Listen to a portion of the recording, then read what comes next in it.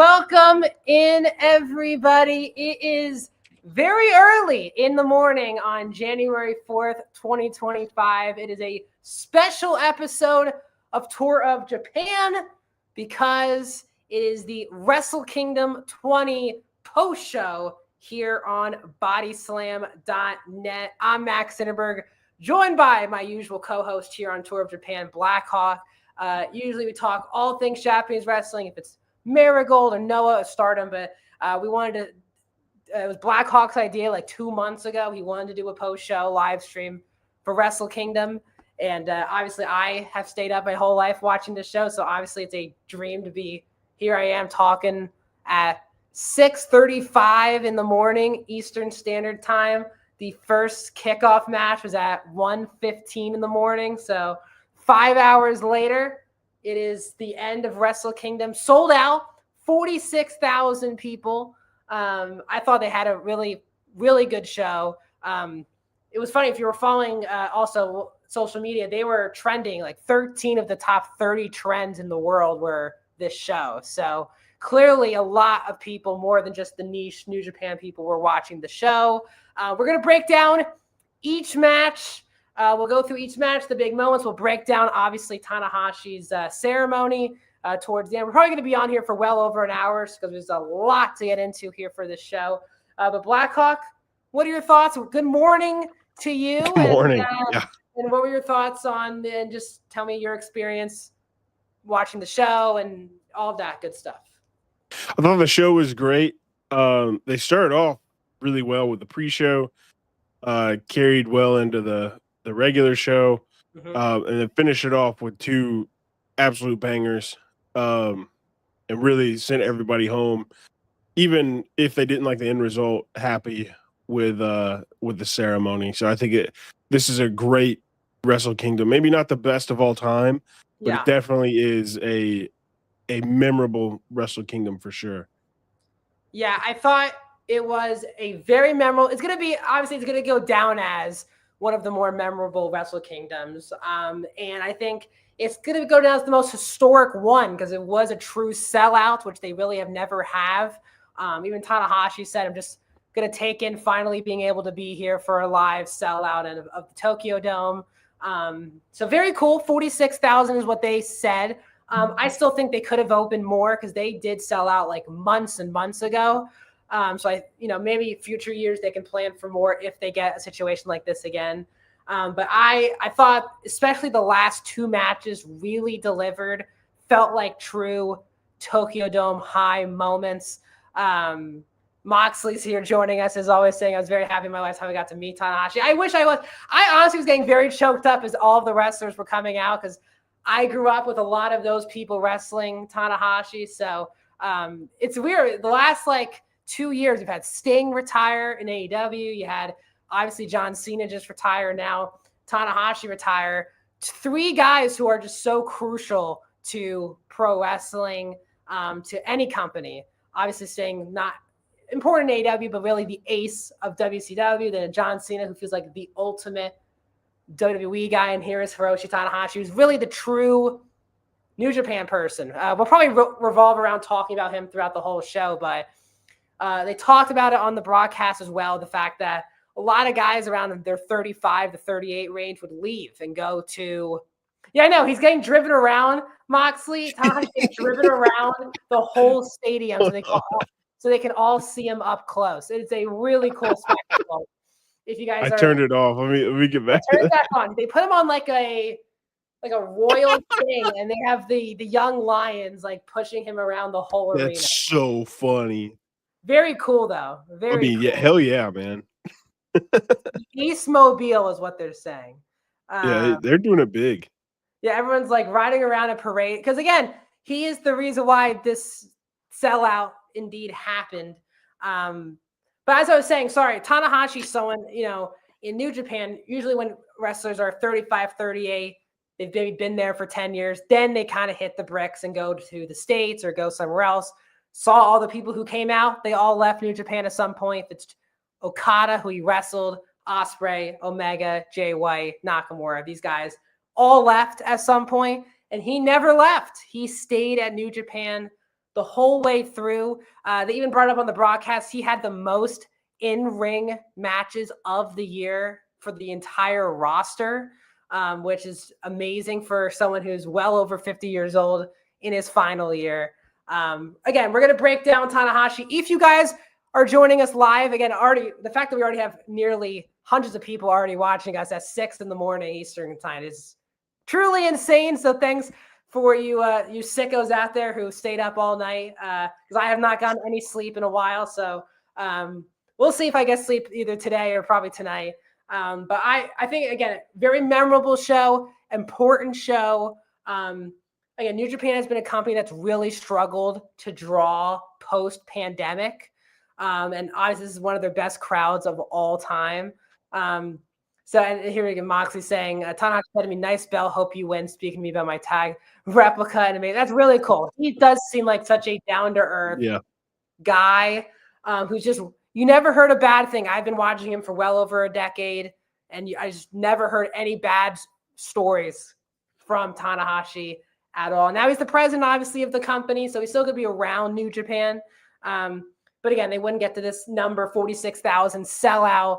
Again, it's all, we do a podcast every Friday from 7 o'clock to 8 o'clock. We talk about New Japan, and it's going to be interesting to follow up and see if there is a sustained momentum for the company post this. And this was just a one-time, let everyone celebrate the company when the number one guy is going out. So we'll see. We'll keep sharing your Tanahashi, guys, your Tanahashi memories, your favorite matches, your favorite moments, your favorite rivals in the comments. Like I'll do this with Moxley. I'll bring up your comment. We'll read it. Like this video, guys, across all of our social media platforms. If that's YouTube, Twitch, or Facebook, please hit that like button. Comment along, guys, as I just said as well. And also subscribe to our Patreon. Body Slam had some big breaking news this week about Tommaso Ciampa a couple days ago. Body Slam breaks a lot of big pro wrestling news, so please subscribe to our Patreon as well. Without further ado, Blackhawk, let's get into this show.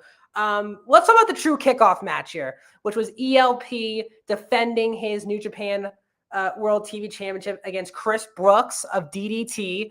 I thought they had a really fun, like, for a kickoff match, you never expect near falls to get me. And I did buy a ticket on the Chris Brooks finish. I was like, oh my God, he won. I was like shocked. I was like, what is going on? And then ELP kicked out. There was a really funny spot in this match, Blackhawk, where like all of Chris Brooks's friends or people who were with him in the faction, like they had this weird, like it was like I don't know how to describe it, like a magic, what do you call it? The thing magician. It's a, what you call it. It's a exercise bands. They're like rubber bands. And they like stretched it halfway down the ramp, and it sounded like actually really hurt ELP. It was very funny. But ELP got the win. He's the perfect guy to like get the crowd kind of going here to start the main show. But what were your thoughts on this New Japan World TV title match? I thought it was a great match. It was really fun, a great way to start the show. It wasn't super intense, which you don't really want at the beginning of a show, but it was engaging and entertaining, and did everything you want out of a TV title match. So I like Chris Brooks. I like ELP. It was a great match, great way to start. Definitely a good place for them on the pre-show. Yeah. With everything else that happened on the main show. Yeah. If they wanted to get this on the show, the pre-show was the perfect spot for it. Yeah, it was the perfect spot. I thought they did a really good job highlighting Chris Brooks. He like dominated the majority of the match. He had some very unique maneuvers. They did a good job promoting a lot of the DDT stuff on this show. They brought up a lot of the history between ELP and Chris Brooks, that they are friends in real life, and it's now storyline wise turned into this rivalry. They did a good job explaining the faction. They called it like the House of Torture for DDT is what they called it for the people on the outside who were trying to help Chris Brooks get the win. I thought it was a very simple, good 11-minute match. Bought me a ticket that ELP was going to lose, and then he came up with that big splash for the win. So Again, it's good. He's had also very close ties with Tanahashi, so you definitely wanted him on this show in some form or fashion in the ring. So again, he was doing a good job of like yelling Tokyo Dome, let's cheer. It was very funny. He was like really trying to engage the crowd. That's what we really want out of a kickoff match. Let's get on to the main show now, Blackhawk. We had the Rambo for the never open weight 6-man tag team champions. Now, this match was a lot because every minute there was a new team coming out. And the problem is it takes so long to get down the ramp. Like the moment a new team would hit the ramp, it would be like 10, 9, and then felt like all of the in-ring action during the match was happening during entrances. Like it was like elimination happening in the middle of entrances. It was a lot going on. We had Tekla come out with Clark Connors. They were obviously a big mixed tag team in Stardom in New Japan. Very cool. I thought Tekla looked really cool out there with the War Dogs. Very weird. They were eliminated really quickly into this match. Like they were the third team in the match, and they were like eliminated before the fourth team even got to the ring. Now, what they wanted to do was have TMDK eliminate them to set up the tag title match for the Dash tomorrow, or as I'm talking to you, tomorrow. Yeah. On Monday. But we had a lot of teams going on, but it ended up becoming between Bishamon and Bolton Oleg versus TMDK. And I thought also as like a Hartley Jackson fan, like he's been working in the dojo and being a hard worker for them for over 20 years. And this was his first time in ring at the Tokyo Dome. So that was a really cool moment to see Hartley get his moment. But Zack Sabre Jr. is obviously really good, everyone. He's obviously very good. He probably should not be a 6-man tag team champion. Who knows? He feels like a top guy still. But he had an incredible pin on Bolton, if I'm not mistaken, where Bolton was setting up for that rolling dervish move, which is his finish. Zach reversed it, turned into that amazing pinfall, which it just looks impossible to kick out of. And TMDK won the 6-man tag team championships. What were your thoughts overall on the Rambo? Did you feel like it was good? Was it too much? What are your thoughts on the booking and all of that with this match?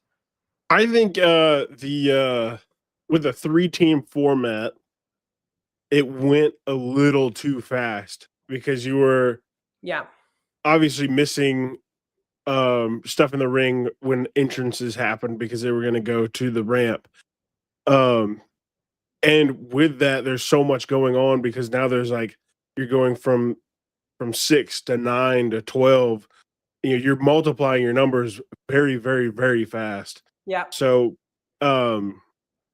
if they're not eliminating fast, the match kind of gets chaotic and nobody really knows what's going on. Chaotic for the bad reason. Yeah, chaotic for a bad reason. Just too many cooks in the kitchen. And as much as I love trios, I'm a big trios guy. Me too. I do think that they should not do trios again for this. Yep. But when it came down to Bishamon and Bolton Oleg and Team DK, I was very happy for either team to win. And as they were talking about Hartley Jackson at the end, I really did enjoy seeing him get that win. Because, New Japan, I'm still fairly new to New Japan starting this year. So I don't really know a lot of the history of a lot of the guys. But they explained everything, and I was like, okay, this is a pretty good moment for a guy who's dedicated his life to this. Yep. I agree. I do think with the Ram, the problem is too is like the camera work, right? Because trying to capture, because the entrances, and we'll talk about the presentation of the show, which I thought was really well done. The ramp and it looked like the biggest show you'll see all year in pro wrestling. But they're trying to capture the entrances at the same time as I said, there are eliminations in wrestling, and the majority of the in-ring work is going on during these entrances. So it's tough because the camera, they're trying to edit it where they're going back and forth between the ramp and the ring and the ramp and the ring so they don't miss stuff. And sometimes the announcers are breaking down wrestling while you're watching people walking down a ramp. I think it's a confusing thing. I think obviously it helps if it's like one by one people are coming down and they can run. But Everyone on the show was taking their good time on the ramp tonight. Like the entrances were long on this show. Like no one was like running down the ring. Okada, by the way, I swear had the fastest entrance on the show. And he usually is the longest. He got the hell down there. It was like, I was like, wow, that was such a quick entrance for Okada. I think he had the quickest entrance. Everyone else was taking their good time and enjoying themselves.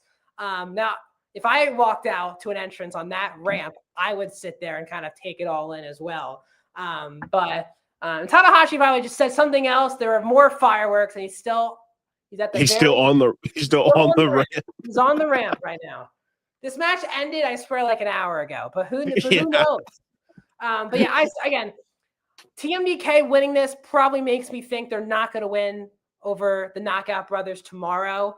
The reports on the people that could be leaving have been more Maloney, Connors, and Finley, not so much. Knockout Brothers have interest, but I don't think their contracts, if I'm mistaken, are up in the moment. So I still think Knockout Brothers are going to win. First of all, they got eliminated by TMDK, which usually is a wink that they're going to get the revenge back tomorrow. Plus, we already have a double champion in our semi-main event. We have a double champion in our second match on the show. I don't think we need more double champions tomorrow. But I think it's a good win for Knockout Brothers. I'm very excited for their match against Oiwa and Zack Sabre tomorrow. Anything else pop up to you? Like Tekla showing up? I thought that was a really cool moment. Yeah, that was really cool. That was something I didn't know about. Still being, new to New Japan and the Japanese world. So when she showed up, I was like, first off, I didn't recognize her without the makeup and the gear. And so when it hit me that was her, I was like, what is she doing? And then you informed me about their partnership with her partnership with Connors and all that. And I was like, oh, okay, that's pretty cool. It was good to see her there and with them. It's in some capacity because it feels like we're edging on losing the War Dogs to contracts very soon. And so who knows what's in the future. So it is kind of cool to see them pull something like that out in the biggest stage of the year. Yeah, it's cool that a lot of people did fly out there for the show. I think a lot of people, again, Fightful had a Scoops thread earlier. We've broken some news as well, Body Slam, but obviously Willow was there as well. Obviously didn't show up on screen, but she was backstage. The reports where we knew from the returning people, we knew Omega and Ospreay would be there. We didn't know Jay White or Shibata, people like that were actually going to be at the show. But the report today was New Japan was still hopeful they could retain all three, Finley, Connors, and Maloney. So Finley seems like he would, out of all three of those guys, the most likeliest chance to leave because it feels like the reports were today, especially he wants to be in the States more, not in Japan as much. I don't think they're going to lose all three guys. We'll talk about the War Dogs later. But I do think, I thought the Rambo was a bit like much. It was a very clusterfuck of a match, which it usually is, but like it was just hard to keep track of what was at. Like the eliminations kind of happening. They didn't really explain. Like I had a theory on the podcast of what was going to be, and then it took until an elimination for like even Yuta Ice, I think, forgot that it was one person getting eliminated meant the whole team because he was like still rescuing people, and then they were like, "You got to go, like you're out," because Oscar got dumped over the top rope. Yeah. So I would prefer this going back to the pre-show and being about singles. I think trios it became a lot, and also it just didn't give a lot of guys like moments in the match. So, like I felt like people were in there just to be in there. Like again, the champions had nothing to do in this match. The actual champions, like they got in there. Other than they were eliminated probably the fastest out of everybody. Yeah, other than Yo dressing up as Toru Yano, like you don't remember a thing they did in this match, and they're the champions. So, like Tiger Mask, he got eliminated, he got pinned, but other than that, you don't remember his. I think it's his last Tokyo Dome because he's retiring this year as well. A lot of House of Torture on the show. We'll get into some of the issues with that towards the show, and Mox is I do like the regular Rambo because it's a harmless pre-show thing, and it's harmless because you don't mind getting people on the show on the pre-show. it was 21, I think, people who got into this match, if I'm not mistaken. And it was like 8 teams, I think. So what is that? 24 people. Yeah. So that's a lot of people just getting in. And plus, it's a long match. You're rushing it, right? Because it's a minute per entry. But then it's like it's still a 35, 40-minute part of the show anyway. So I don't know. That's my thoughts. We've talked about this a good amount of time here. Let's move on now to the second match, which I thought was a really excellent match. Shuri is now the IWGP Women's and New Japan Strong Women's Champion. She defeated Saya Kamitani. I was really shocked by the result, and luckily, it seemed like a lot of people people online were very shocked. Not in a bad way, just shocked by the result. We did our predictions on Friday. I for sure thought Kamitani was winning the match. But this was a really good showcase again. New Japan and Tokyo Dome itself and Wrestle Kingdom, it's really been since the pandemic that they've allowed one women's show. I see him out. So we're going to get into some heated debates then in a moment. But they've just, I think, like post-pandemic, have started giving one showcase match a year at the Tokyo Dome for the women. They just hadn't been given a lot of time the last couple of years. But they gave this a good amount of time, 12 minutes, which I thought was the right amount of time for this match. Shuri, Kamitani hit an amazing springboard crossbody to the outside. It was just gorgeous, where she was outside the ring, got to the top of the rope and jumped off to everyone. I thought it was really well done. There was a Frankensteiner. There was a Canadian Destroyer in this match. Shuri is just her UFC background and her MMA background, she's so believable. Her submissions, like, they really look like they hurt in this match. Like, were really painful.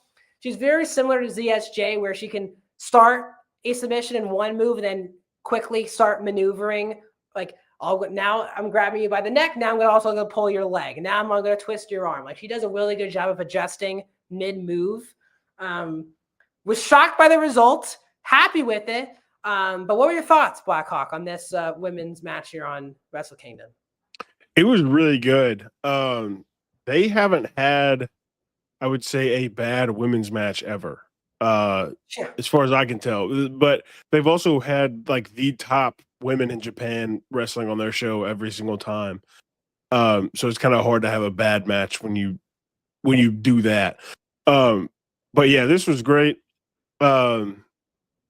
I was all in on Shuri during this match. Yeah. Especially after they started talking about her dream for women's wrestling, where she wants to have like a whole show at the Tokyo Dome. And I was like, okay, I'll buy in. I'll buy into this if she wins. Yeah. Not that I wouldn't buy into it if she didn't win, but I could see that that's the future now that they're pushing for, is more women representation, which I think is well deserved. Out of every Japanese brand, I feel like the women have put on the best showcase for the year. It's also it was weird when they announced for, like, even Stardom's out grossing us the last couple of shows at work, and I was like, that was weird. Definitely a weird comment to say when you're the New Japan people, but yeah, they have been doing very well business-wise lately. And so it seems like everybody on the women's side of Japanese wrestling is doing great numbers, great things, and putting on fun shows. Yeah. And so I would love to see them, have a Tokyo Dome show. Get these big shows and sell out arenas. Yeah.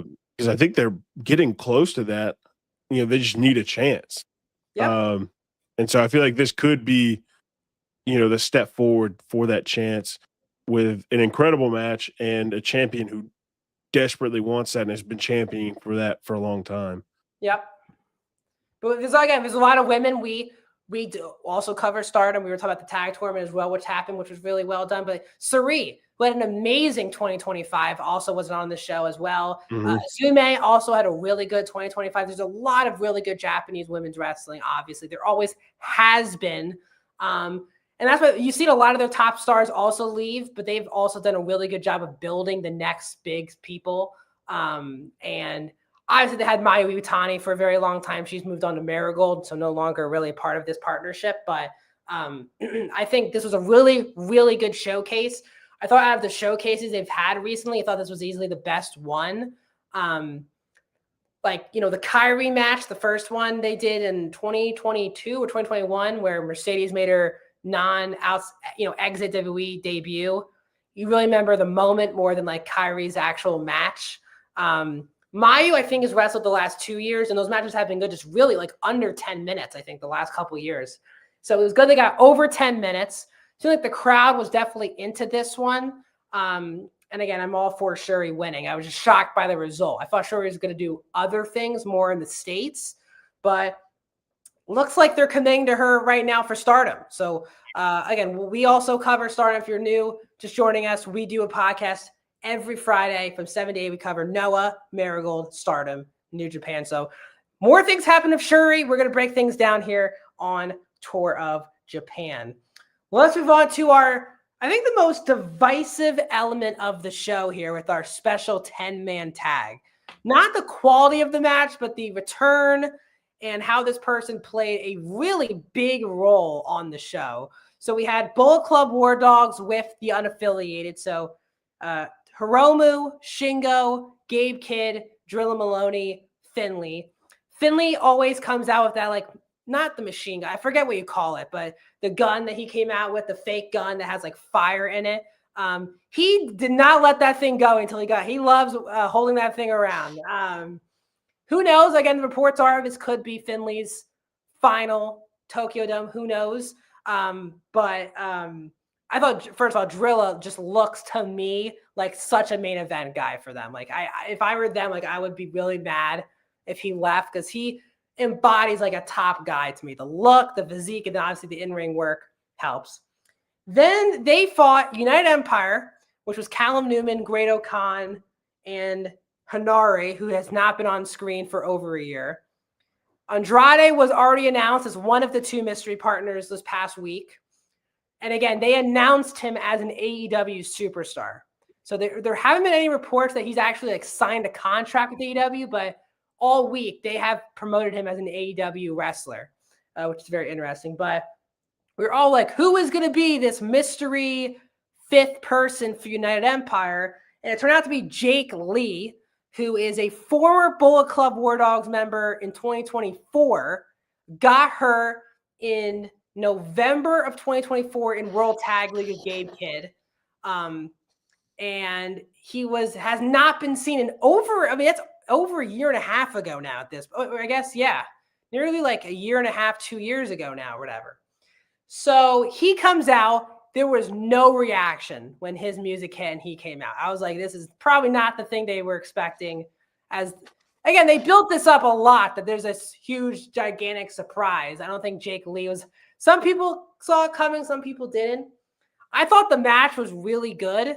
Like, it was very chaotic. I thought it was smart. They kind of let Andrade and Gabe like beat the crap out of each other for the first 5 minutes of the match. I was like, cool. Shingo and Drilla, great tag team. They were a great tag team, World Tag League. They had great chemistry here. The comedy of Finley and Hiromu never gets old when they just try to use each other on other people. I always I've seen them do it 30 times now just this year. But every time Finley kicks Hiromu in the chest to pick him up for a power bomb him to other people, it is so funny for me every time. Finley powerbombed him out of the ring, and then Hiromu's like, I'll do you one better. I'll superplex you out of the ring onto everyone. It was so funny, I thought. It was great comedy. But the only person who wasn't used was Jake Lee, and Jake Lee pinned Hiromu right after that. I thought it was a chaotic, fun match. Jake Lee is now in United Empire. Not just that, he is seemingly now the number one guy for the faction, looking like moving forward. Then, out of nowhere, they're celebrating, a masked person walked up. I was like, who the hell is this masked person? They super kicked Hiromu, and it was just Francisco Akira, who is already in the faction. He hasn't been gone for that long. I was like, sure. Sure. But what were your thoughts first on the Jake Lee return and the match itself here? If you've been watching the show, you do know I am a Jake Lee fanboy. which is a hot and take if you look at the internet today. Hot take. It's a hot take if you look at the internet today. I think people were just mad it wasn't somebody else they wanted. Sure. But even as a fan, Jake Lee wasn't on my radar for this. Because there's just been no word of Jake Lee, what he's doing, how he's doing. And so I feel like if they had even spread a little inkling of, hey, Jake Lee can, move around, he's doing pretty good, he's training, there would have been some excitement built. But for them to just go from almost 2 years of no Jake Lee when he didn't really make a huge impact before the injury. He did not. It really didn't have a lot of time to make an impact. For them to just throw him into that, you are guaranteed a bad reaction from the crowd. I think it's going to be great. I love Jake Lee. I'm looking forward to a healthy Jake Lee. Yeah. So I can't wait to see what they get done with him. I am putting all my stocks in United Empire now. They have rebuilt it, and it looks great. I don't know if Andrade is like full-time member of United Empire, but he was helping pay for something involving everyone. Yeah, it seems like they keep saying he's their financial backer, but does that make him like in charge, or is that he's just like a shadow corporation from the Don Callis family? It's a good question. You can definitely tell Andrade had a really good time out there tonight. He had a really good springboard moonsault towards the outsides, and him and Gabe Kidd had really good stuff in the first 5 minutes. He got a lot of time to shine. He actually did get a very good reaction from the crowd when he did come out. I think they should have flipped it, which I would have had Jake Lee. He was in the group in his post-match comments. I haven't watched the pressers yet, so I'll watch that once we're done. But I hope he still works New Japan. Even if he gets signed by AEW, I think it's good if he does both. I think Andrade should do both. I think he it's funny. I remember him in New Japan before he went to NXT, and it's crazy the announcers brought it up. True, like it's been like over 10 years since he's wrestled in New Japan, which is crazy. I have a feeling we'll see him on a three-way with CMLL and New Japan and AEW. So I am looking forward to that. I think they can announce him as an AEW guy because he did sign a contract with AEW before WWE kind of yanked that cord. So he's probably still under contract with AEW. He probably just paused the contract until all that got sorted.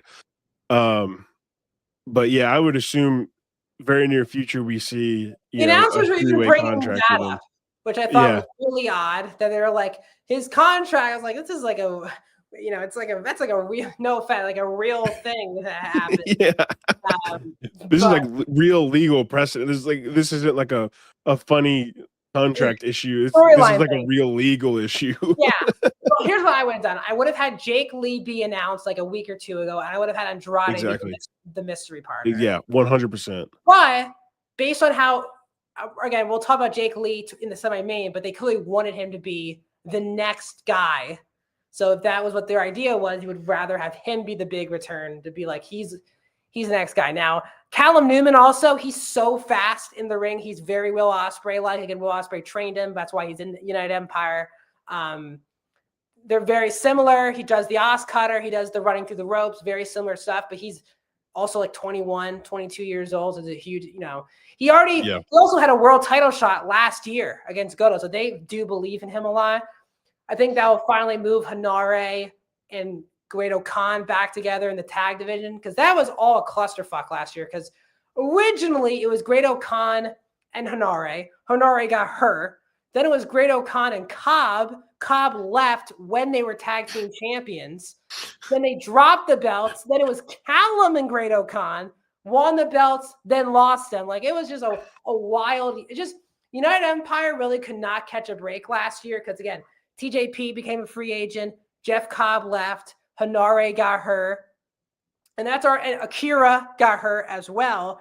That's not including Ospreay, Fletcher, and Mark Davis leaving the group to AEW.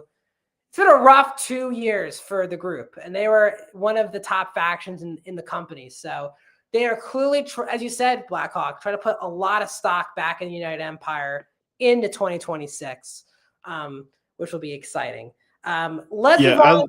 Sorry, you keep going.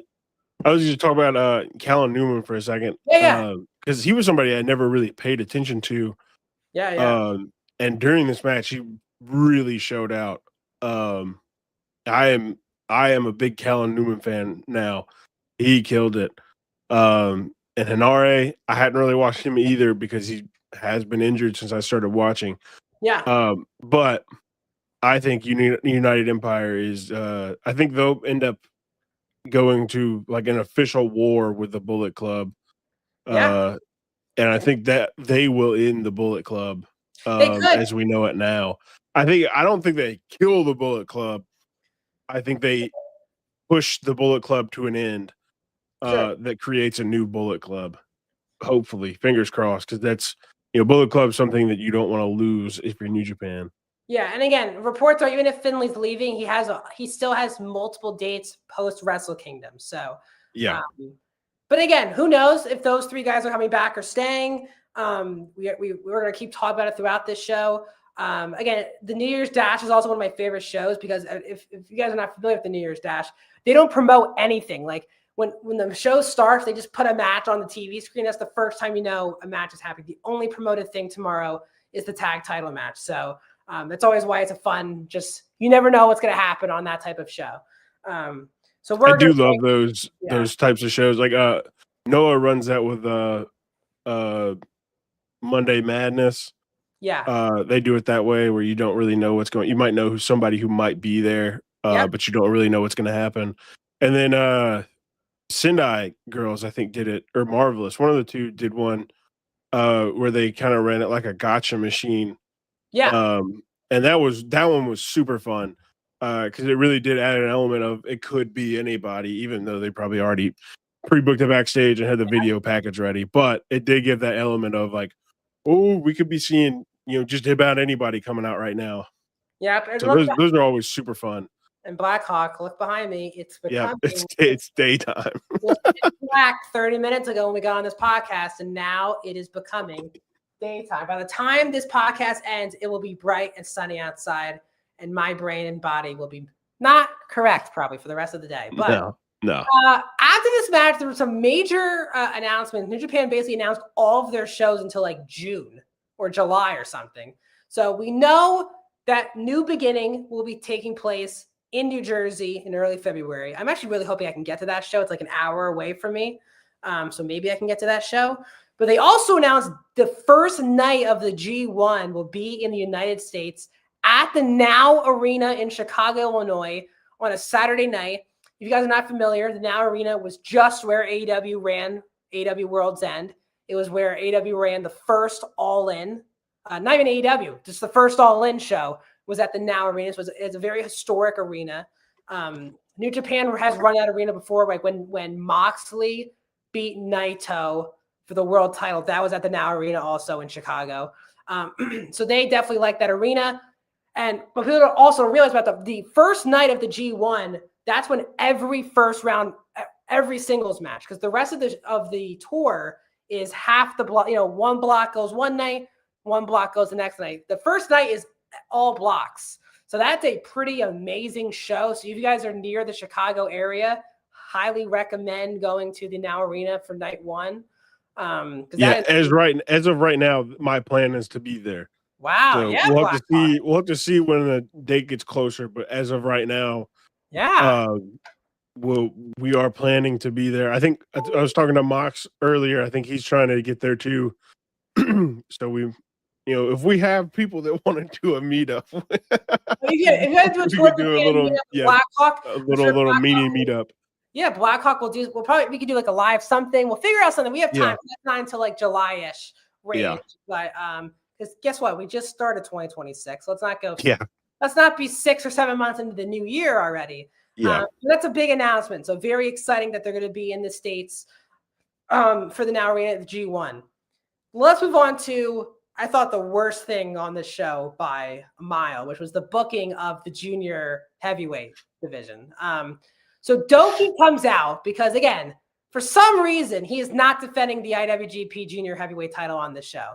He's not hurt, Nothing. He's just, the story is, I don't want to defend the title at the Tokyo Dome, which is, again, a really stupid booking. So he comes out and like chills ringside during this 4-way match between Despy, Fujita, Ishimori, and Sho. House of Torture were interfering to help Sho win.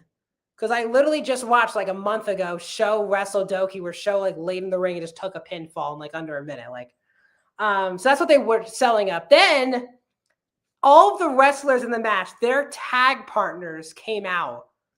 And it seemed like it confused a lot of casual fans, like who first of all, the people were and why they were helping out.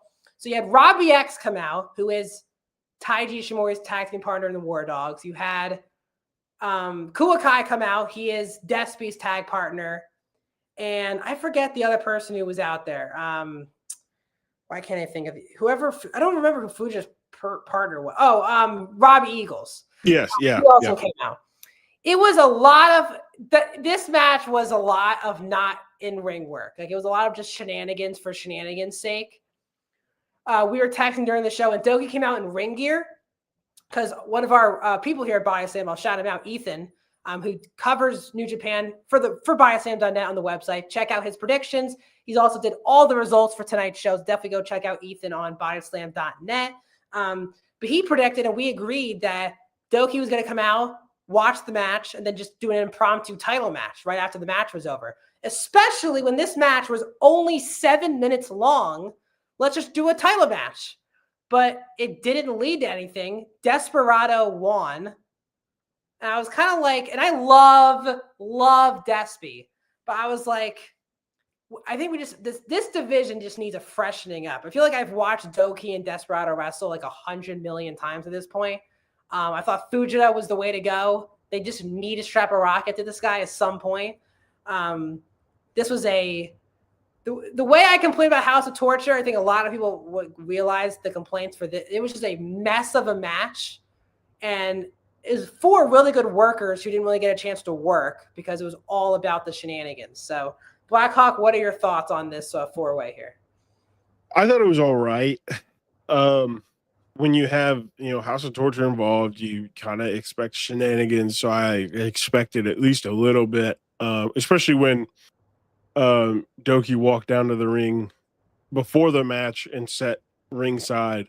In gear. In gear. I expected like a lot of shenanigans. But I do agree with you. It is time to kind of refresh the junior division, because it does feel like they have the same 4 or 5 people on rotation for the title. And they're not really adding and subtracting to that mix. Like 4 or 5 people for rotation for a title is very good, but it's pulling people out and putting people in, moving people up and around is what makes it good. I feel like for the last couple of months, we've been just watching the same 4 or 5 people challenge for the title. And then now it's in somebody else's hands. So we're going to watch them same 4 or 5 people challenge for the title again. Yeah. And I think it does hurt them a little bit that a lot of the juniors are also in House of Torture. They've got like Doki, and then they've got a couple other people that could be considered juniors if they really, really wanted to do it. And so they put a lot of emphasis on the heavyweights recently. When they lost Drilla out of the juniors. Yeah. Clark Connor's still a junior. He is. But they're not doing anything with him apparently. Him and Hiromu are like there as well in the junior division. Yeah, and Hiromu's just coming off a GHC run, so I'm not surprised they didn't just throw him back into that mix. And again, United Empire, they have Akira, and Callum, I guess, could drop down him too. But Callum has been working heavyweight this whole year. Yeah, and so they just need to make a couple of moves with the division. And like, I like Despy, and I want him to hold the title again, because I think he was probably one of the best champions they've had in a long time. But it is time to get him some new challengers, at least get some new people in the rotation. But yeah, the match itself wasn't bad. It's about exactly what I expected. I did really like the the tag partners coming out though and helping. Yeah. I thought that was a great touch, especially with House of Torture matches going the way they do. Usually people don't come out and help. So having the tag partners come out was a great touch. And then shout out to Robbie X who smacked his nuts on something. It was just crying on the rant. Did you see that? He landed weird on his corkscrew toe band. And, yeah. Yeah, I love Robbie X. Yeah. I love Robbie X.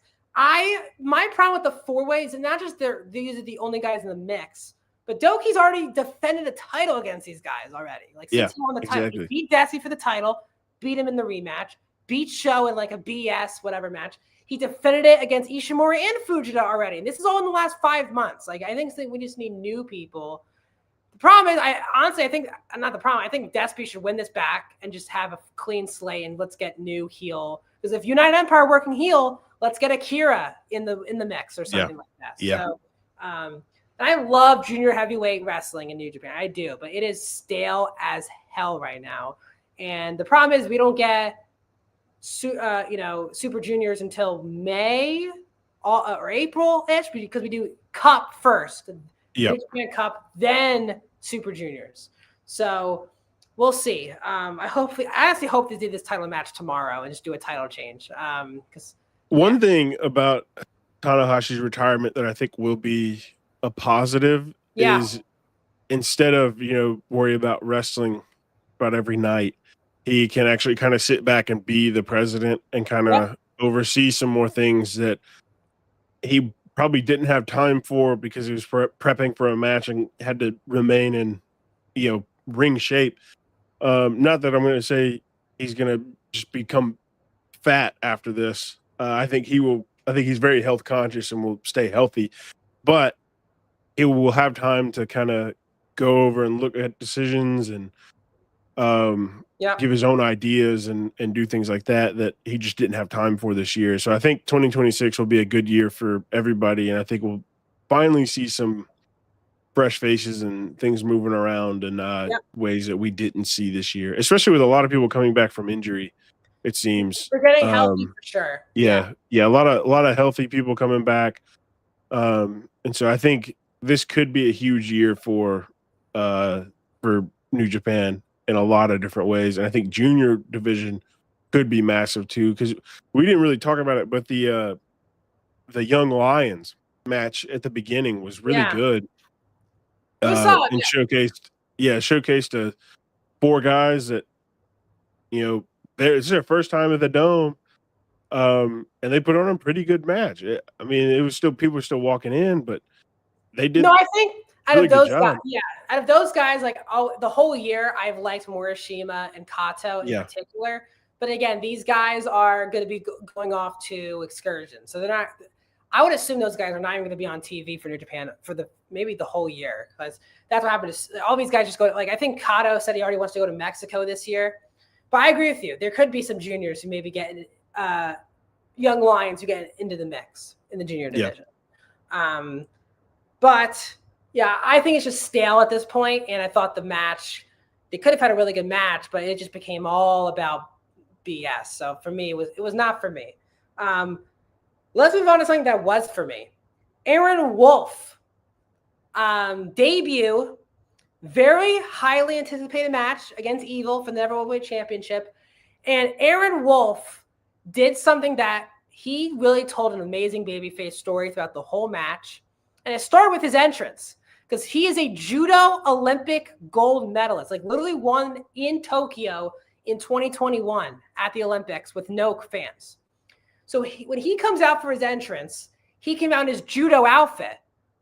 And the moment he took it off and was wearing the Young Lion black pants and the knee pad, the whole crowd exploded. I was like, that was a really smart reveal. Gets the crowd hooked on him very quickly. I think it was Master Wado and Yo were out there with him. And then Evil comes out. Evil always has the sickest entrances at Wrestle Kingdom. Like he had a really good one last year, and his entrance this year, like with the guitarist guy, so good. It was phenomenal. It was really good. Also, the gates on his entrance fit perfectly in the little area that they had. Yeah. And they looked so sick when they like opened up. The purple works really good in those like dark, indoor arenas like that. It just looks really cool. So Evil comes out with the entire House of Torture. And the moment this happens, I go, oh no. I said, oh no, so I'll say this. Evil is someone, especially House of Torture, work I usually do not love. I like Evil's in-ring work when he gets to work. Evil had a really good match at Wrestle Kingdom last year. And I thought, even with all of the shenanigans, I thought this was a really good match. And I thought the job was to show we believe in Aaron Wolf and he is deservingly going to get pushed to the moon here in 2026. Now, we said this, Blackhawk, on Friday. I think this could be a big year that they just send Aaron Wolf to the main event picture by the end of. We said we could be talking here a year from now, and he's main eventing the Tokyo Dome for the world title. That's what we said. But again, we said that without seeing this guy ever step in the ring and actually wrestle. And he was really impressive in this match. Now sometimes he wasn't the greatest. I think my only issue with him in ring was sometimes he would oversell. And there were moments where he was like, they were like grabbing his like eye and he would like be like a bit too generous. Again, he's new. He's going to be really good, I think, in a month from now, 4 months from now. There's going to be minor things. But I thought like the actual like technical ability, his chops were good. His punches were really good. His submissions, which you talked to me about when we were talking during the show, you were really impressed by. He had an it factor to him as well. He definitely looked different. He felt different from a lot of the talent that are on these shows. I thought from a debut, you couldn't ask for a better debut, I think, for Aaron Wolf, Blackhawk. No, yeah, I completely agree. I had high hopes for him as well as the rest of New Japan, it seems. And when he did take that judo gi off with the Young Lions gear, because Evil, I don't know if you saw this, but Evil yesterday added the stipulation that if Evil won, he would never wear the judo gi again. Oh yeah, he have to shave his head and wear the Young Lions gear. Oh yeah. And so for him to just strip it off and do it then, and was like, I'm taking control of this. Yeah. Was pretty sick to start off the match. And then like you said, it's his first match, and he's in the biggest match the biggest event of the year. Yeah. About midway through. First match is a crazy place to be. And so you're going to make mistakes in your first match. And I'm glad it was mostly just small stuff that he made mistakes on. Yeah. Because it was mostly just his reactions to things, and maybe a couple of times where in the wrong place a little bit. But those are things that, with experience will be fixed very easily. Yeah. Once he gets in these situations more frequently and he's running matches constantly, it'll work its way out. And he will be an incredible asset to New Japan. Yeah. And we talked about, we could be seeing him in the Tokyo Dome next year challenging for the World Heavyweight Championship. I don't see why not. Yeah. It really would just depend on him staying healthy, how booking for the year goes. But yeah, I said, 2027, which that would be in 2027. I was thinking more mid-year 2027, but after watching him now, I understand why everybody was saying we could see him as a champion by the end of the year. Yeah, and they had referee stoppage. They had Evil pass out, which I thought was really good. I love selling is one of my favorite parts about pro wrestling. Like Ricochet, MJF in particular, like some of my favorite sellers right now. I think if you're that, I want to say this, like he's a he is a tough guy. Like he looks like an imposing figure. I don't want him selling that over the top cartoonish. To me, that was the only part that was missing. He'll learn. Because I don't think he needs to. Now he took a table spot in this match. I was like, okay, they're really putting him through the ringer in this match, which I respect. The good news is he came off like a star. The crowd, he was one of the most over people on the entire show. 100%, yeah. Was really good, especially for a foreigner, not Japanese guy, to have that much of a pop from a crowd. Again, Japanese crowds, if this was your first Wrestle Kingdom, they don't cheer. They need to be impressed to cheer. And they cheered him the moment he came out for the entrance, and they were cheering him big when he won the match. So he's now the never open weight champion, which is a really big thing to just give to a guy who's only wrestled now one match. So I'm really excited to see what Aaron Wolf develops. I can't wait to see him a month from now, 4 months from now, because he definitely has a really special. He did an amazing splash too in this match. That I was not expecting him to hit like a big frog splash in this match. He was in the air. It was like as close to like a tsunami. It was like that filthy of a splash. So I was really pleased with the Aaron Wolf stuff. Well, let's move on to two of like the masterpieces, I think, of this show that this show will be remembered for. Takeshita Tsuji, title for title. Tsuji was the global heavyweight champion. Takeshita was the IWGP champion. I was split 50-50 what they would do. We talked on Friday. We said maybe they would want to end this show with Tsuji winning the title and be like that. Then, like the day of, and hearing the crowd reaction, like Takeshita was getting booed out of the building, and they were all in on Tsuji. And they wrestled for 29 minutes. It absolutely flew by. I did not realize it was that long of a match. It is already going to be a match of the year contender, but when we get to the end of 2026, it is that special of a match. They finally pulled the trigger on Tsuji. I think since we started this podcast, I've been begging for them to just pull the damn trigger on one of these guys in their prime. Like Umino, Yuya, Tsuji. Like just go all in on one of these guys. And to win a big match like this. And I gave a whole rant when Tsuji got screwed out of the G1 this year. I was like, this was stupid. This was the time to pull the trigger on Tsuji. I still think that was stupid booking at the time, but here we are, and him and Takeshita just put on a classic match. We could go through like insane spots. They stole each other's finishers, which was awesome. Like seeing Takeshita hit the G and Blaster was really cool. Every punch you felt, and one of my favorite parts of the match was every time Tsuji hit like a chest shot, like a gut shot, you felt it every time. Yeah. Tsuji was also selling a stinger, like a neck stinger, the whole match. Like he got dropped on his head, I think on a Blue Thunder Bomb, and he sold it like he couldn't feel anything in his right hand. I was like, holy shit, is he like actually hurt? But he actually sold that thing the whole match. Really good sell job from Tsuji. My favorite spot though is the top rope freaking Blue Thunder Bomb. That was the freaking referee bounced 5 feet off the ground when they landed. It was incredible. Got me out of my chair. It was incredible. So good. Get into your thoughts before I keep going through all the spots. What were some of your favorite spots? And just go through your thoughts on the match. Tsuji did win, but we'll get to some of the ending. My favorite moment was the shootout at the end. That's anytime that's done well is my favorite, is when two people just like all or nothing, one last move in the corner. Let's see who can make it out of here alive. And they just went at it, and Tsuji ended up taking it. I was jumping. I was like, let's go. Because I was torn. I was like, I could not care less who won this match. I thought either one would be a great option for a winner. And so when Tsuji, hit the Gene Blaster and took the pin, I was more than happy to watch that happen. Yep.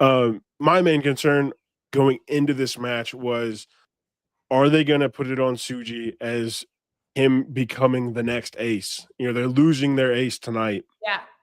They need to build another one. Are they going to put that on Tsuji's back? Moxie, you're right, by the way. I know Aaron's not a foreigner. I made a mistake. That's my fault. But you keep going. Sorry, Blackhawk. Are they going to put it on Tsuji's back, or are we going to have to wait a little while and see who steps up? And they're putting it on Tsuji's back, which I think is the correct decision. And I do think that now in hindsight, I think having Takeshita win the G1 was a good decision, because it allowed people to build that hate for him. And now that when they're in this big moment, it makes that win for Tsuji so much better, so much bigger, because everybody wants to see in that arena Takeshita lose. Yeah. And so now that Tsuji has won and he is the hero of the night, which is an incredible, incredible thing to see. It's also hard, like, as such a New Japan purist like myself, him winning in the Boston Crab was really like emotional, I think, for a lot of people. Because if you're not familiar, guys, you are trained. If you saw in the Young Lion tag match, you are trained to hit that move. It is a Japanese staple in all training, is to hit a Boston Crab like that. And for Tsuji to win, and Takeshita sold it where he put his knuckles down the first time. He's like, I'm not tapping out. Then he tried to pick himself up with his hands on the ground. Then he tapped out. I thought it was a really special moment for Tsuji to win like that. It was such a... He also bit his finger. I don't know if you saw that. Oh, yeah. At one point, he had like a whole knuckle in his mouth. I was like, oh, okay. It was intense. Yeah. Takeshita did hit Raging Fire, but Tsuji got the ropes. I just thought they had such an incredible match. My jaw just... I could not believe when I looked online. I was like, how long was that? It was 30 minutes. I was like, wow. I was like shocked. It flew by.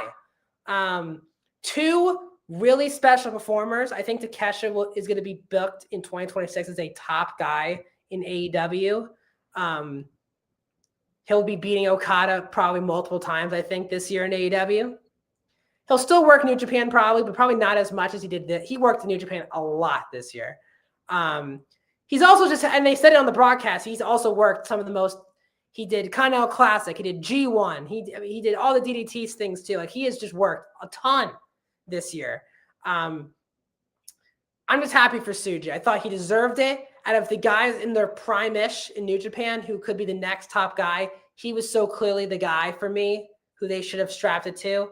And Tsuji now they did say that they are not unifying these titles. So he is still going to be defending probably 2 championships.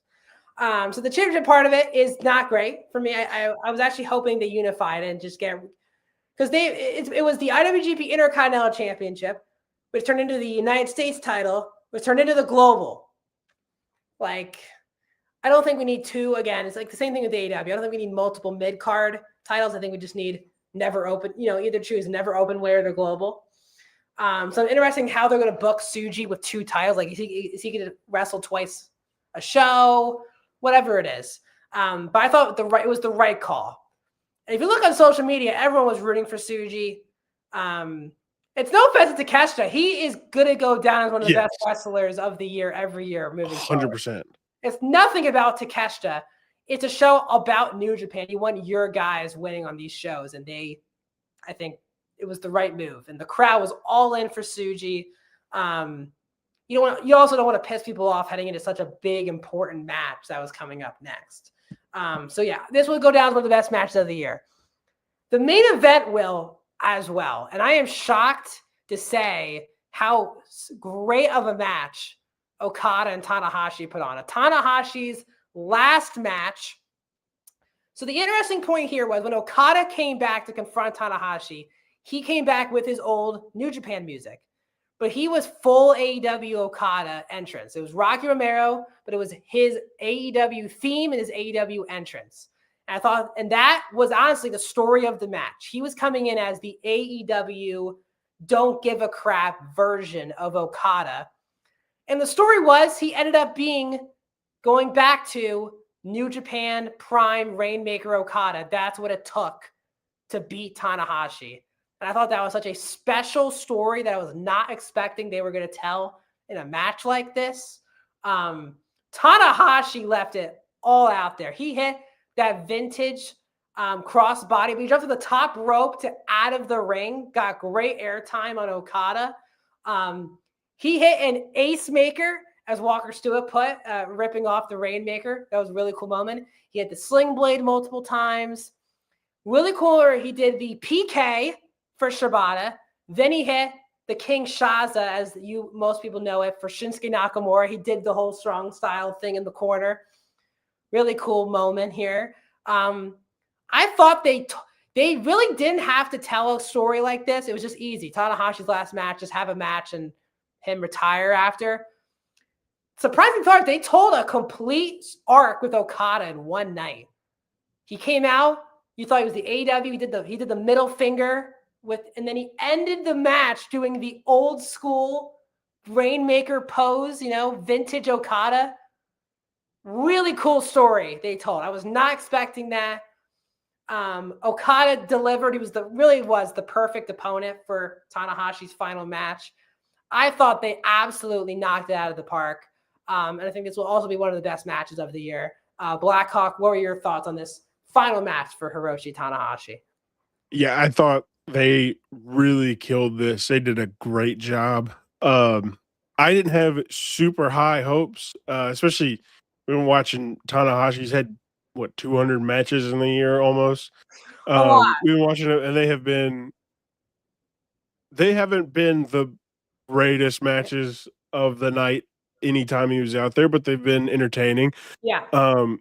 And so I kind of expected something along those lines, but maybe a little bit better.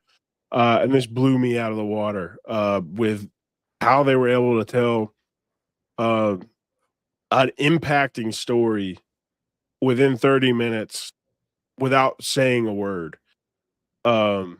It defines the beauty of wrestling to me. If anybody ever asks me why is wrestling, why do you enjoy wrestling? I can show them this match and be like, look at this. Yeah. And like just the history behind it and everything. It was so good to watch. And I do love Okada had to go back to the Rainmaker, like the original Rainmaker, to be able to put down Tanahashi. He couldn't just be his, carefree self anymore. He had to really lock in on that, which was a great, great moment. There's a lot of really, really good spots in this match. A lot of stuff I didn't think I would see. Tanahashi got up on the top rope way more often than I thought he would. He was up there a lot tonight. He was. Yeah, he was up there a lot. And so it was a really, really good match.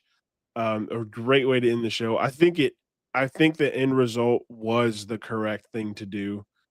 Okada wins. Yeah.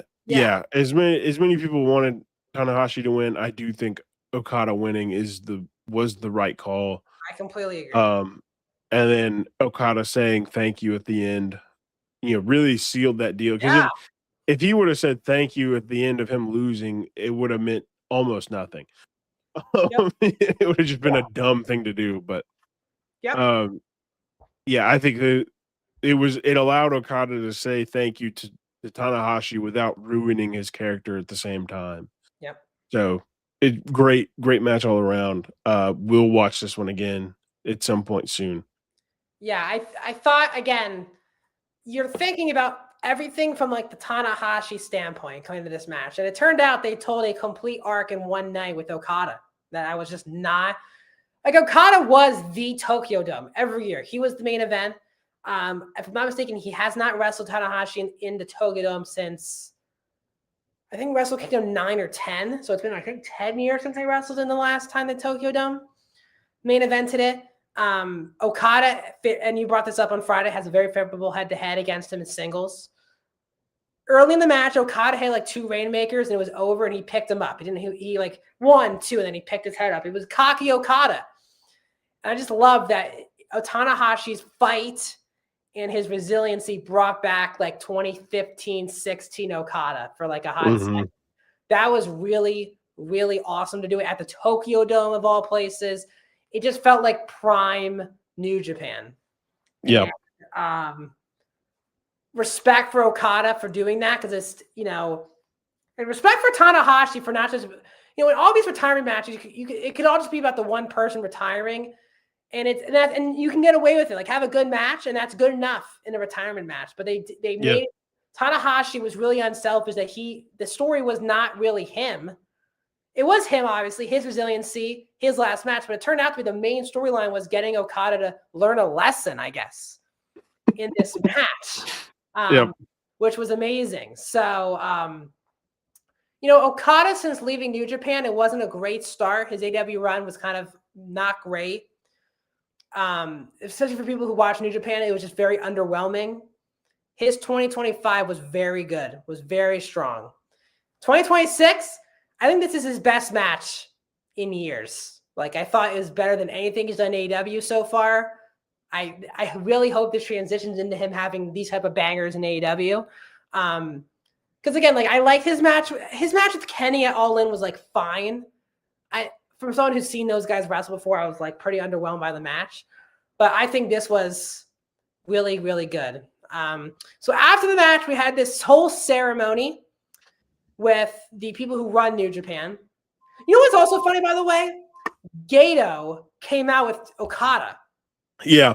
Hadn't seen him all night and came out with Okada. What? I was like, what? Like, when he didn't come out. I guess it's because he said he was bringing somebody in. So that was like his guy for the night. It was like, it couldn't be Don Callis. So it was like, sure, Gato come out there and be an asshole, I guess. I don't know. Yeah. But he didn't come out with Finley. I was like, why is he not with Finley? But he came out with Okada.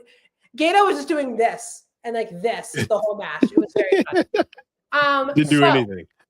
The ceremony. I'm done booking for the night. I know. He's like, I'm done booking. I know who won this match. I want to be there right ringside for Tanahashi. So the ceremony starts. The whole rock locker room empties out. Tanahashi's like already crying. By the way, it was really cool. Okada was really trying to stay in character. And he was smiling so much during Tanahashi's entrance. Like, they kept showing him, like, he is trying so hard not to smile, but he really can't contain it. Like, Okada was I thought it was great. Okada, you could tell, was really trying to savor the moment and everything like that. So after Okada got his first 2 flowers from, I think, like, the company or advertise, I forget what they said.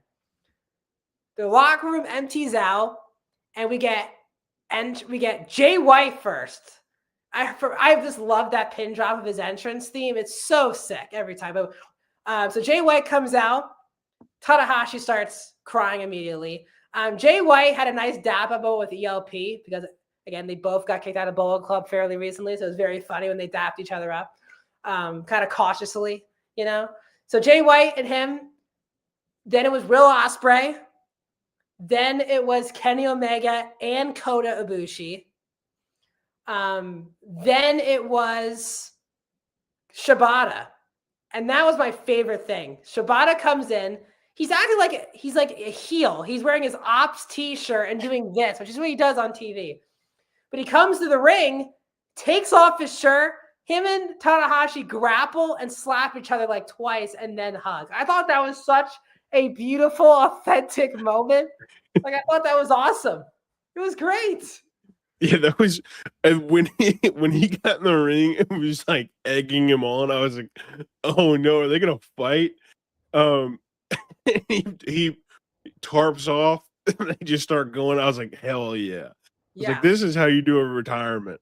And then they just like embrace each other for a while, and it was like a hell yeah moment into like a really sweet moment. And so that was really, really, really nice to see. Rocky Romero is bawling out on commentary. I mean, you're just hearing people crying and all this. So after it looks like Tanahashi's like done all of the ceremony, he gets the mic, and right as he gets the mic, Naito's music hits. And I was like, what? And he doesn't come out until, I swear to God, 3.5 minutes into his music. Not just that, they play his entire theme. Then it changes to him into a new theme. And then they wait 2 more minutes, and then they come out. I mean, they played 2 complete songs before he even walked to the ring. At Tanahashi's, and they're just like, come on. Which is a bit. Naito always made his opponents wait, which is, again, it's fine. Bushi does his mist on the flowers, which I thought was a really nice touch. But Naito basically talked about how he grew up, and it was the great Muda and all of these people who he got inspired into pro wrestling. But when he got into New Japan, his example was Tanahashi. That was the person he looked up to. The way he handled himself in the ring and out of the ring, that's who he lived up to. And then they did the LIJ, thing. And everyone's like, oh, he's going to do it because Naito, every time he does that with someone, he kicks him right in the nuts every time. And even Tanahashi, after he did it, said, I thought you were going to low blow me. It was very funny. So then Tanahashi talked, And he really, instead of like talking about himself, he put over, he said, I hope everyone enjoyed the show. And he said, I hope everyone who watches the show knows that all the wrestlers moving forward, they bleed New Japan. They're going to bring their heart out. And that's important because, again, this was a very important, we said on Friday, Blackhawk, a pivot point show for the company because it's by far their most eyeballs in years on a show for them. So not just are you trying to put on a good show for those people, but now you need the casuals who maybe just tuned in to see Tanahashi's last match to be like, let's give now New Japan a shot in 2026, right? So I thought it was a really unselfish and very nice move for Tanahashi to really put over the roster and all of that. He did the air guitar thing, ELP through his air guitar. He got on an inflatable, whatever you want to call it, and drove around the whole arena, did the wave, and that was Wrestle Kingdom 20. I thought the ceremony was great. I thought the match was phenomenal. I don't think you could dream of a better retirement for Hiroshi Tanahashi, Blackhawk. I just don't think you could have imagined it any better. Yeah, I agree. Especially with another big retirement we saw this year that really just didn't live up to expectations. This one exceeded expectations and then went about 40 miles ahead of expectations and landed there.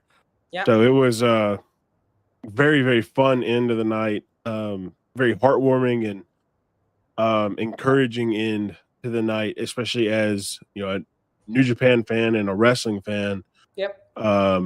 That New Japan is in good hands. As their top guy leaves, there are people that are willing to pick up the slack somewhere, wherever he leaves, and keep his company going. So I'm very excited for the future of New Japan.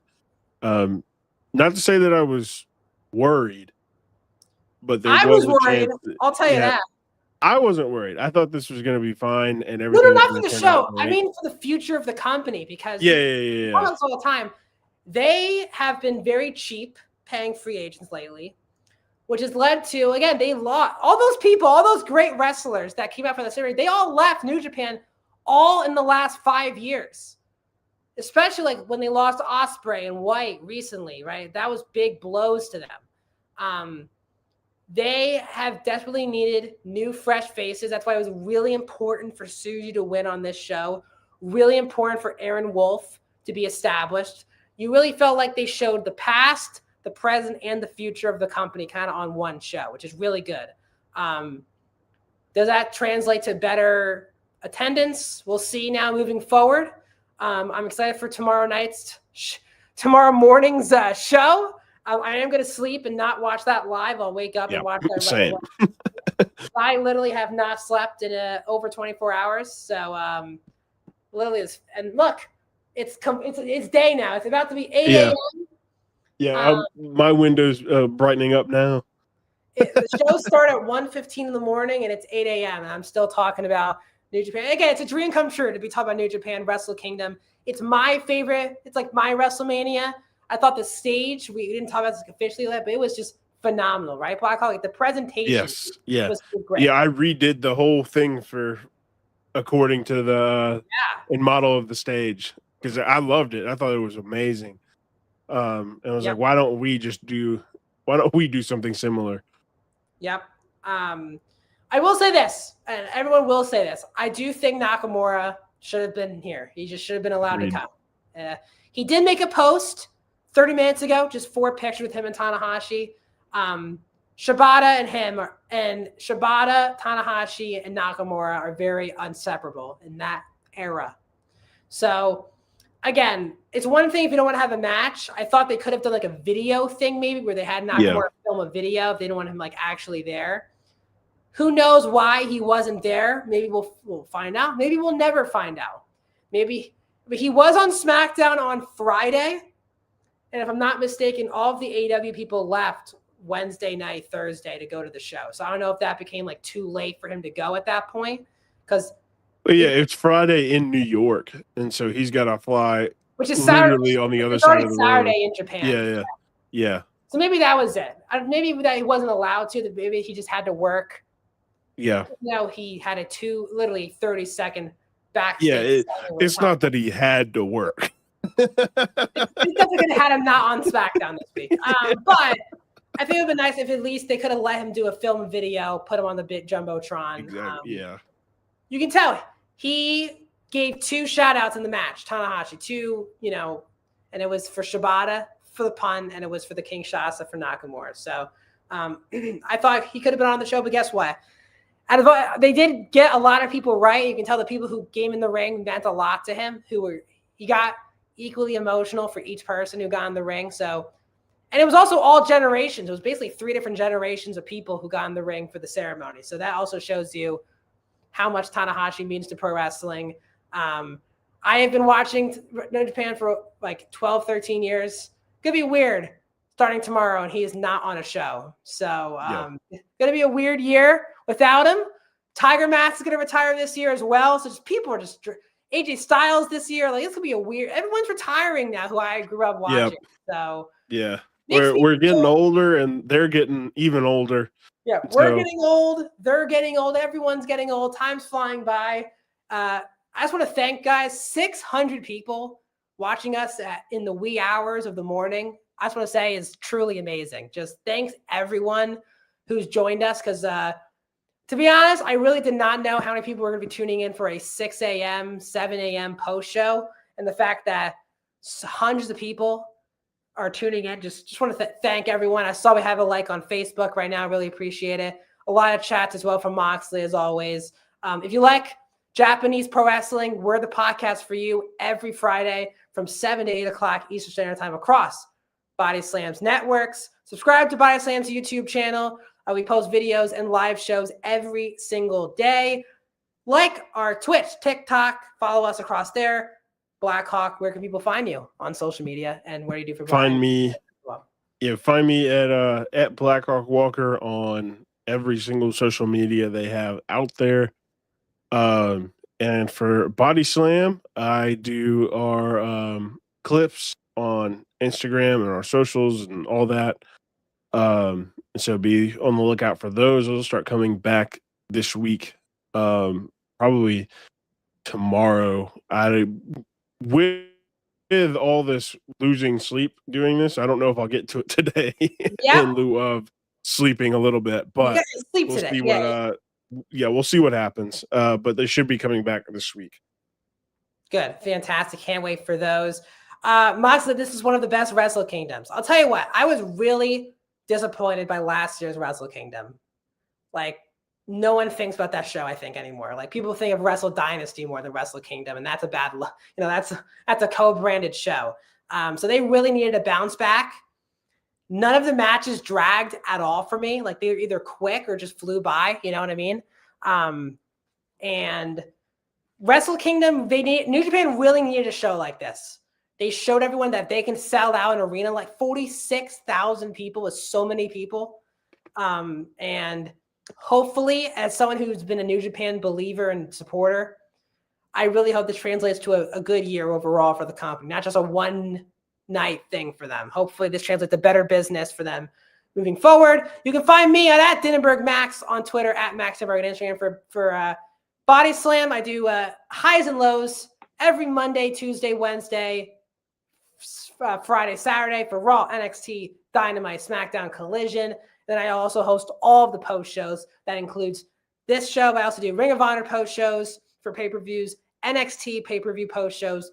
Me and Blackhawk do the AEW pay-per-view post shows, and then me and Rami do the WWE post show. So with no AEW post shows, this month we got WWE. So in around a couple of weeks from now, Saturday night's main event, Royal Rumble post shows will be across here as well. So thanks everyone for joining us for 90 minutes. It's 8 a.m. Good morning. And hopefully everyone had a great time not sleeping. And hopefully you had a great time watching, honestly, some pure pro wrestling. Thanks so much for joining us, and we'll see you guys very soon. Thanks. Oh, thank you. Oh, thank you. Oh, thank you.